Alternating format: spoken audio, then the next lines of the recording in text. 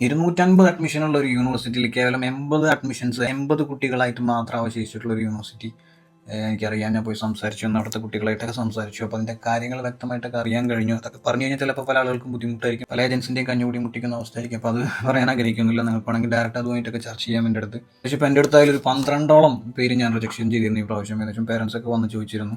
Without നീറ്റിലൊക്കെ ഒരുപാട് പേരുന്ന് suggestion ചോദിച്ചിരുന്നു, without നീറ്റിൽ ചെയ്യാൻ പറ്റുമോ എന്നുള്ളത്. ഞാൻ 12 പേരെ ഒഴിവാക്കി വിടാൻ ചെയ്ത് ഏകദേശം ഒരു കണക്ക് പറഞ്ഞതാണ്.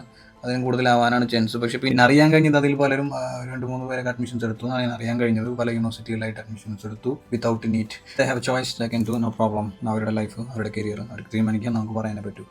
അപ്പോൾ വിത്തൗട്ട് നീറ്റിലൊക്കെ നിങ്ങൾ എടുക്കില്ലെങ്കിൽ എടുക്കുന്നവരുണ്ടല്ലോ, അപ്പോൾ നിങ്ങൾക്ക് എന്താ പ്രശ്നം? അപ്പോൾ നമ്മൾ പ്രോപ്പർ അല്ല, അതുകൊണ്ടാണ് ഞാൻ പറഞ്ഞു ഓക്കെ നിങ്ങൾക്ക് തീരുമാനിക്കാം.